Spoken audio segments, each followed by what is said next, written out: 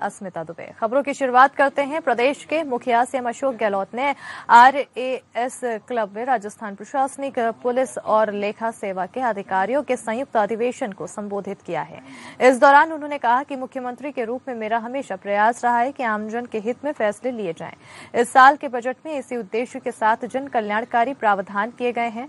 इतना अच्छा बजट देने में वित्त विभाग के अधिकारियों का भी सहयोग महत्वपूर्ण था। अगला बजट इससे भी शानदार आएगा और इसके लिए प्रशासनिक अधिकारी आमजन से जुड़े मुद्दों पर फीडबैक लें और उन्हें सुझाव के रूप में प्रस्तुत करें ताकि जन कल्याणकारी बजट तैयार करने में मदद मिले। आगे उन्होंने कहा कि साल 2022-23 के बजट में पुरानी पेंशन योजना लागू करने का फैसला मानवीय दृष्टिकोण को ध्यान में रखकर लिया गया है। अपने जीवन के 30-35 साल सरकार को देने वाले सरकारी अधिकारी कर्मचारी को अपने बुढ़ापे में किसी तरह की चिंता नहीं रहे और उसे सामाजिक सुरक्षा मिले, ये सोचकर हमने ओपीएस और प्रदेश में लागू किया है। उन्होंने कहा है कि छत्तीसगढ़ सरकार ने पुरानी पेंशन लागू कर दी है और इसके अलावा 4-5 राज्य सरकारों ने एनपीएस के रिव्यू के लिए कमेटी बनाई है। कर्मचारी हित में केंद्र सरकार को भी पुरानी पेंशन योजना को लागू करना चाहिए।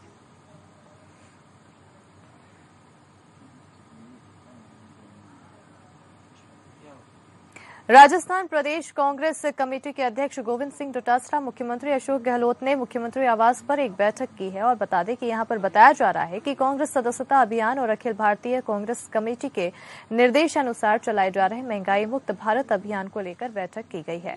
बैठक को संबोधित करते हुए राजस्थान प्रदेश कांग्रेस कमेटी के अध्यक्ष गोविंद सिंह डोटासरा ने कहा है कि बैठक में मौजूद सभी कांग्रेस जन अधिक से अधिक संख्या में डिजिटल माध्यम से सदस्य बनाएं ताकि सोनिया गांधी और राहुल गांधी द्वारा दिए गए संदेश को तत्काल ऐप के माध्यम से सदस्यों तक पहुंचाया जा सके।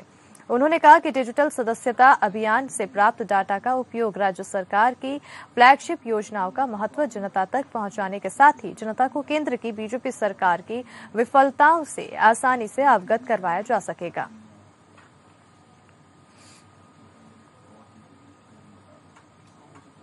और देश में महंगाई की मार लगातार जनता को झेलनी पड़ रही है। वहीं बढ़ती महंगाई को लेकर विपक्ष सरकार पर लगातार हमलावर हो रही है। बढ़ती महंगाई को लेकर राजस्थान में कांग्रेस ने केंद्र सरकार के खिलाफ हल्ला बोला है। कांग्रेस ने यहां पर पेट्रोल, डीजल, रसोई गैस, सीएनजी और पीएनजी की बढ़ती कीमतों के खिलाफ अखिल भारतीय कांग्रेस कमेटी के महंगाई मुक्त भारत अभियान कार्यक्रम के तहत प्रदर्शन किया है।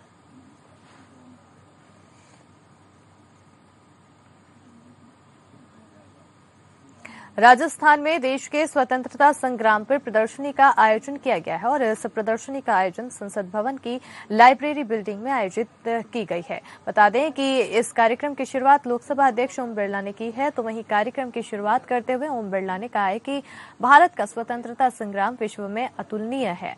क्रांतिकारियों, किसानों, आदिवासियों, युवाओं, महिलाओं और आमजन ने देश की आजादी के लिए बलिदान दिया है। विदेश में रह रहे भारतीयों ने भी स्वतंत्रता संग्राम में अपना योगदान दिया है।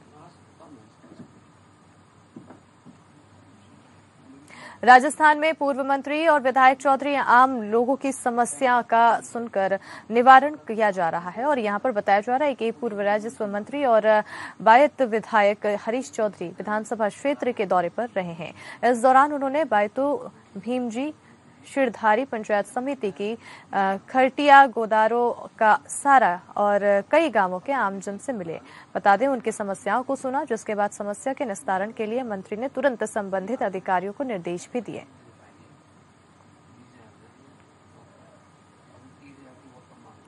राजस्थान के करौली जिले में कर्फ्यू लगातार जारी है। शनिवार को फूटाकोट क्षेत्र मेन बाजार करौली में जुलूस के दौरान हुए पथराव के बाद पुलिस ने अब तक 46 लोगों को गिरफ्तार किया है और 7 लोगों को पूछताछ के लिए पुलिस हिरासत में ले गई है।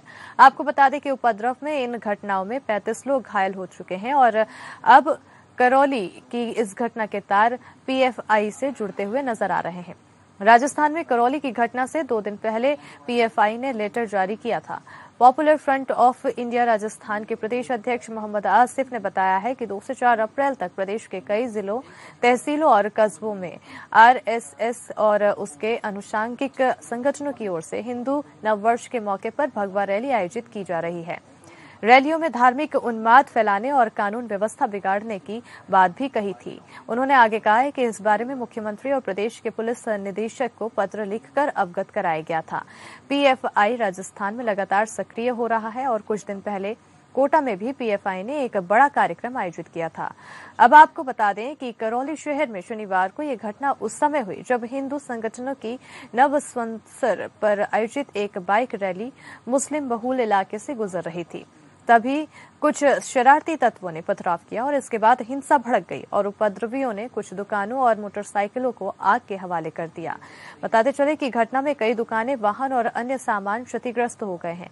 करौली में रविवार को भी मोबाइल इंटरनेट सेवाएं लंबित रही।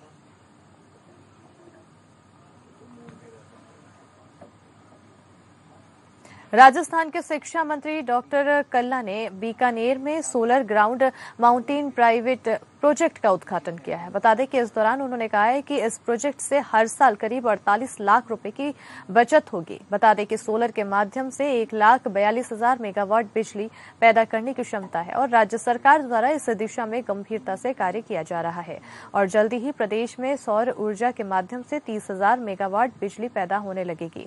इससे बिजली के दामों में गिरावट आएगी और विद्युत का बेहतर प्रबंधन हो सकेगा।